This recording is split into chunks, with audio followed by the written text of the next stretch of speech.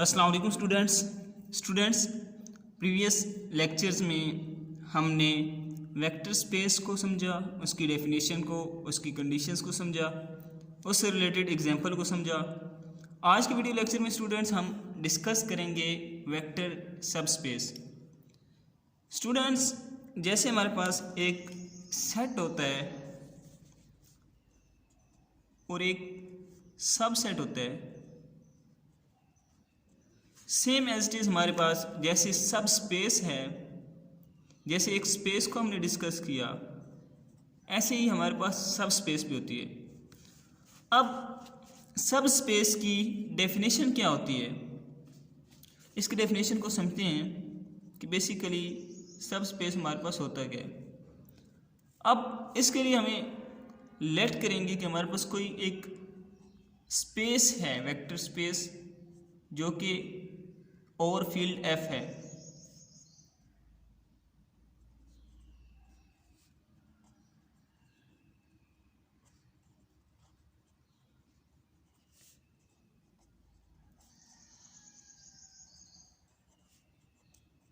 Right. अब इस space का जब हम सबसेट लेंगे, लेट्स सपोज मैं कहता हूँ W एक सबसेट है इस स्पेस V ऑफ F का, तो इस W को हम सब स्पेस कहेंगे कब? देखिए फिलहाल ये सबसेट है, इधर ये क्या है, सबसेट है। मैंने इसको V ऑफ F में से एक सबसेट लिए, लेकिन इस सबसेट W को हम सब स्पेस कब कहेंगे? जब ये वेक्टर स्पेस की तमाम कंडीशंस को सेटिस्फाई करेगा। If W itself a vector space, ये जब itself एक वेक्टर स्पेस हो जाएगा, then W is called vector subspace. Right, ये हमारे पास एक वेक्टर स्पेस है, ठीक है। ये तमाम कंडीशंस को सेटिस्फाई कर रहे हैं वेक्टर की, इसलिए हमने इसको वेक्टर स्पेस कहा। इसका हमने एक सबसेट लिया। ये सबसेट सबस्पेस कब कहलाएगा? जब ये इट्स सेल्फ वेक्टर स्पेस होगा, मीन ये वेक्टर स्पेस की तमाम कंडीशंस को सेटिस्फाई करेगा, तब हम इसे कहेंगे सबस्पेस। अब इससे रिलेटेड, इस टॉपिक से रिलेटेड एक बहुत इंपॉर्टेंट थ्योरम करेंगे हम।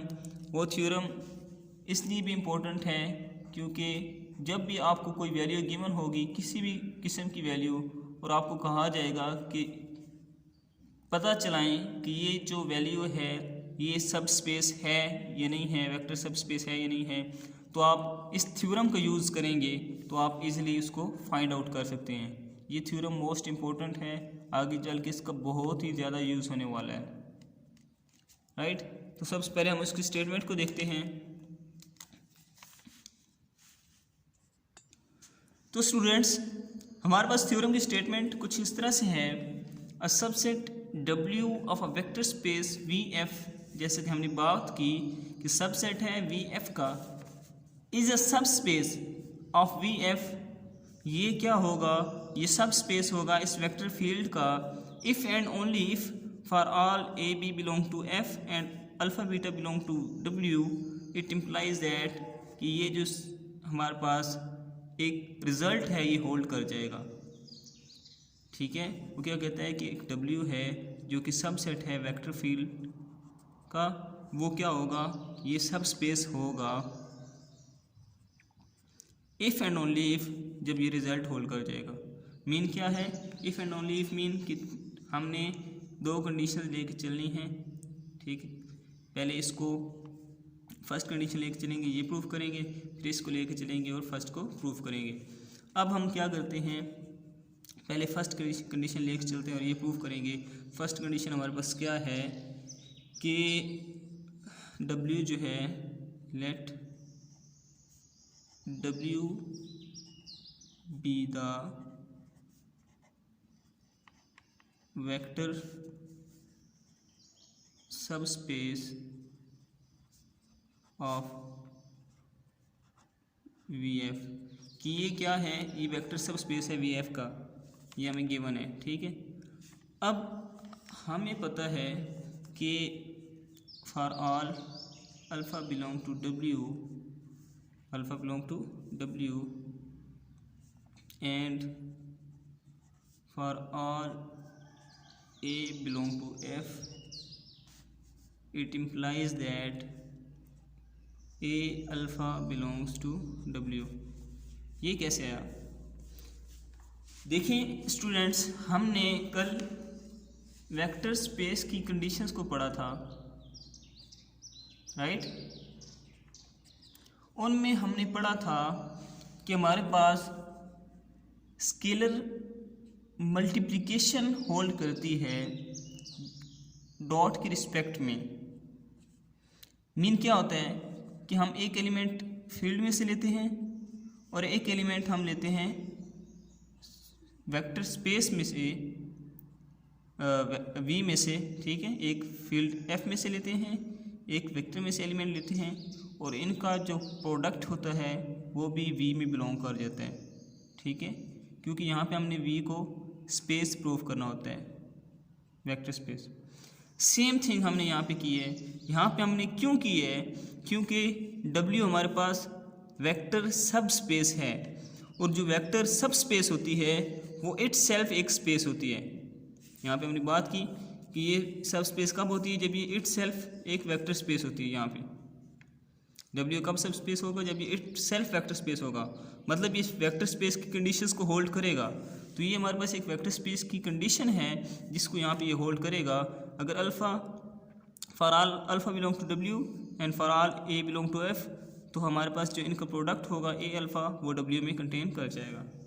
Same as it is similarly हमारे पास क्या होता है, and for all beta belong to W and for all B belong to F, it implies that B beta belong to W. ठीक है, ये काम हम क्यों करें? क्योंकि हमें ए अल्फ़ा प्लस बी बीटा चाहिए था डब्ल्यू के अंदर, तो हमने ये काम किया। अब next step, next thing now, since W is सब स्पेस, क्योंकि डब्ल्यू हमारे पास सब स्पेस है, so W is closed under vector addition।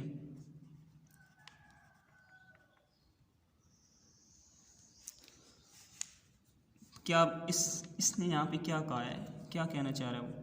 वो कहता है कि W हमारे पास सब स्पेस है। अगर वो सब स्पेस है तो वो इटसेल्फ स्पेस भी होगी। और स्पेस की एक हमने कंडीशन कल पढ़ी थी कि जो वेक्टर स्पेस V थी वो प्लस के रिस्पेक्ट में एबिलियन होती है, राइट? ये एबिलियन होती है। एबिलियन होती है मतलब एबिलियन कब होती है? जब वो 5 कंडीशंस को सेटिस्फाई करती है। ग्रुप की 4 प्रॉपर्टीज़ और 5वीं प्रॉपर्टीज़ की होती है कम्यूटेटिव लॉ। अब एबिलियन के लिए हमें 5 प्रॉपर्टीज़ प्रूव करवानी पड़ती हैं। ठीक है, तो फर्स्ट प्रॉपर्टी हमारे पास होती है क्लियर प्रॉपर्टी। क्लियर प्रॉपर्टी होती है, उसमें क्या होता है कि आप इस V में से 2 एलिमेंट लेते हैं। लेट्स सपोज कोई से 2 एलिमेंट ले लिए, A एंड B, अगर इस अल्फ़ा बीटा हैं तो इस V में से 2 एलिमेंट लिए, उनका जो सम है वो भी V में से बिलोंग करेगा, तो हम इसको कहते हैं क्लियर प्रॉपर्टी। तो सेम थिंग हमने यहाँ पे करनी है। ये स्पेस की कंडीशन थी, ये सब स्पेस है, ये भी इटसेल्फ एक स्पेस होगी, तो ये कंडीशन इसमें भी सेटिस्फाई कर जाएगी। तो नाउ सिंस इस W सब स्पेस हो, W is closed under vector addition. अब हमने W की कोई से 2 एलिमेंट लेने हैं, उनको ऐड करना है, वो भी W में बिलोंग कर जाएंगे, ये चीज़। ठीक है, अब हमने 2 एलिमेंट लिए W के, एक एलिमेंट में ये ले लेता हूँ, ये alpha belong to W and B beta belong to W, तो इनका सम भी W के अंदर होल्ड कर जाएगा, बिलोंग टू W। ठीक है, तो हमारे पास ये चीज़ प्रूफ हो चुकी है। ये इस स्टेटमेंट को हम लेके चले, ये चीज़ हमने प्रूव कर दी है। अब हम इस चीज़ को लेके चलेंगे और स्टेटमेंट हम प्रूव कर देंगे कि जो हमारे पास W है वो सब स्पेस है, राइट।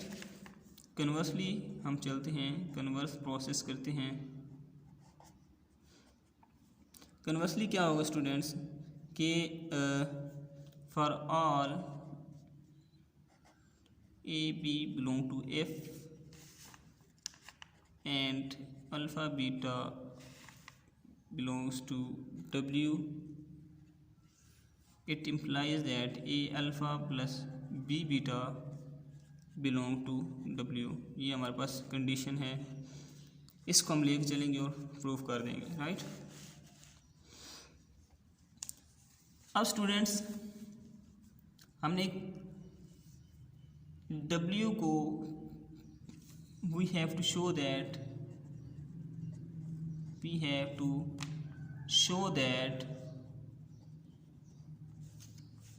W is subspace, ये सबस्पेस है ऑफ VF वेक्टर स्पेस की। अगर ये सबस्पेस है तो ये स्पेस की तमाम कंडीशंस को होल्ड करेगी।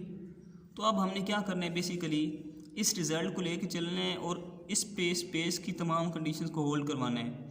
अगर स्पेस वेक्टर स्पेस की तमाम कंडीशंस इस रिज़ल्ट पे होल्ड कर जाती हैं तो हम कहेंगे कि ये जो W है ये सब स्पेस है, राइट। तो अब हम मूव करते हैं नेक्स्ट। सबसे पहले हम क्या करेंगे, हम इसमें अबिलियन प्रूफ करेंगे। अबिलियन के लिए हम क्या करते हैं,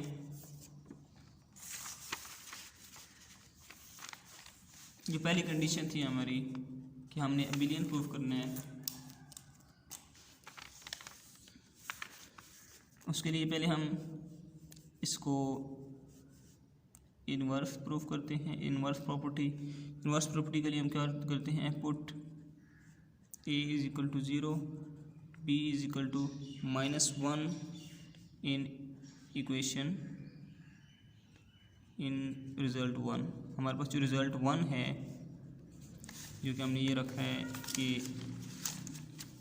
A अल्फ़ा plus B beta belong to W, ये रिज़ल्ट 1 है। इसके अंदर हमने A की जगह 0 पुट करना है, मतलब 0 अल्फ़ा, प्लस B की जगह हमने -1 पुट करना है, -1 beta belongs to W।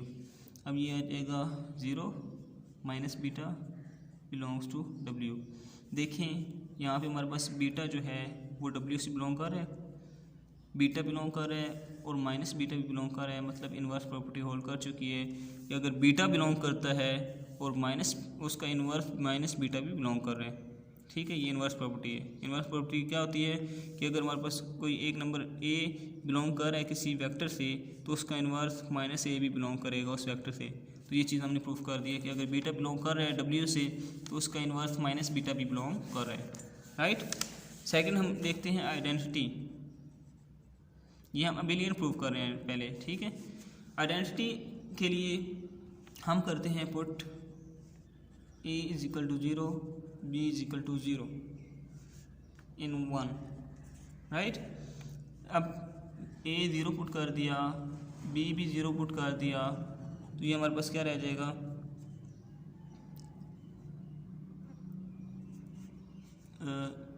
Zero vector plus 0 vector belong to W, ये बन जाएगा 0 वेक्टर बिलोंग टू W।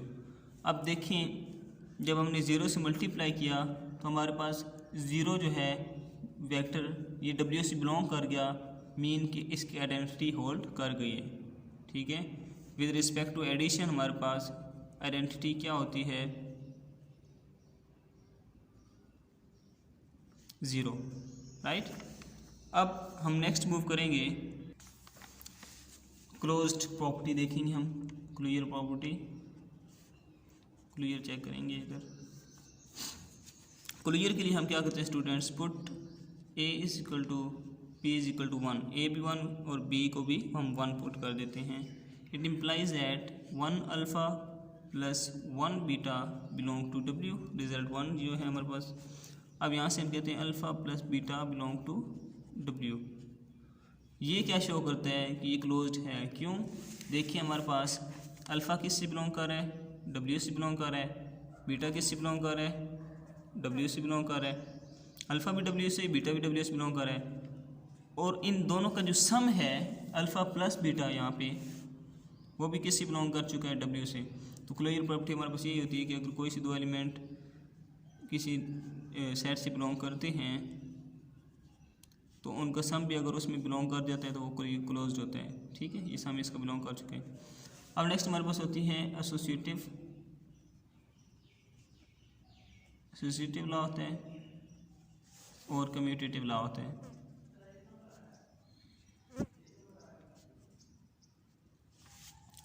तो मैंने आपको प्रीवियस वीडियो लेक्चर में बताया था कि किसी भी वेक्टर स्पेस में ये दो लॉ हमेशा होल्ड कर जाते हैं, और उसके अलावा डिस्ट्रीब्यूशन लॉज, और इसके लिए हमने एक एग्जांपल को भी प्रूफ किया था, वो भी उसका भी लेक्चर मौजूद है, मैं लिंक डिस्क्रिप्शन में दे दूंगा, आप वो भी देख सकते हैं।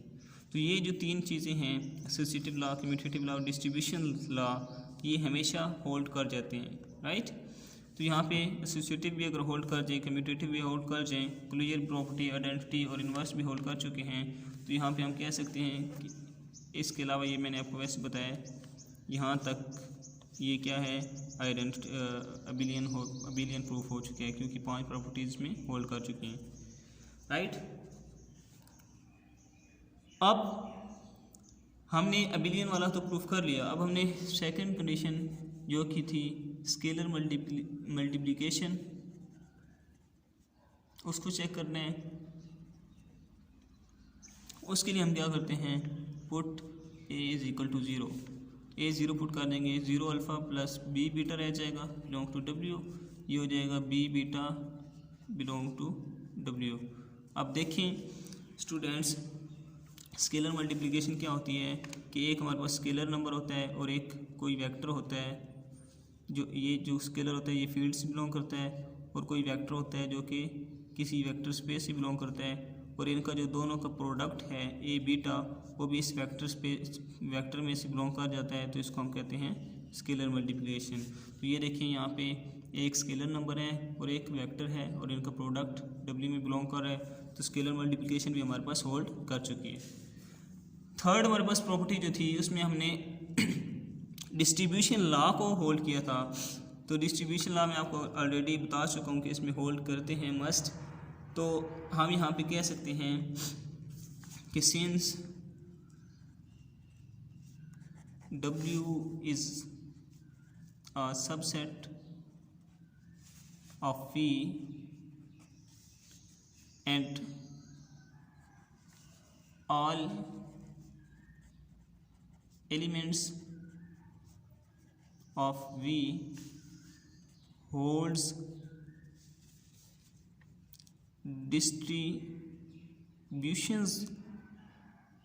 distribution laws, so W also hold these laws। कि W हमारे पास सबसेट है V का, और V जो है एक वेक्टर स्पेस है, और वेक्टर स्पेस में तमाम डिस्ट्रीब्यूशन लॉ होल्ड करते हैं, मैं आपको बता चुका हूँ, और मैं इस पर एक वीडियो लेक्चर भी बना चुका हूँ, उसका लिंक मैं डिस्क्रिप्शन में दे दूँगा, आप देख सकते हैं। अगर V डिस्ट्रीब्यूशन लॉ को होल्ड करता है तो W भी होल्ड करेगा, ठीक है। तो यहाँ से हम कह सकते हैं कि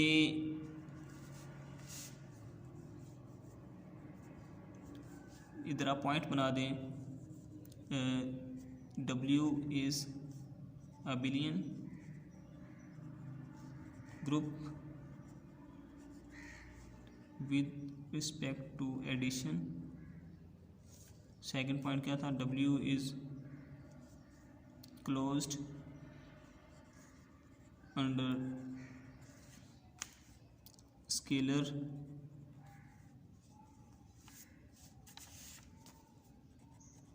multiplication, ये भी हमने चेक किया। एंड थर्ड हम क्या कहते हैं, W hold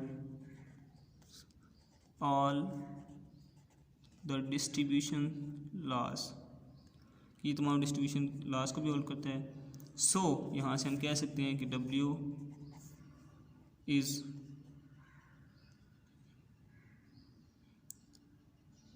सब स्पेस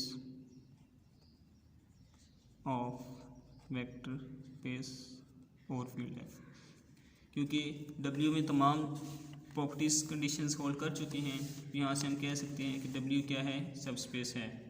तो हमने अपना थ्योरम प्रूफ कर दिया। होप्स हो कि आपको समझ आ चुकी होगी।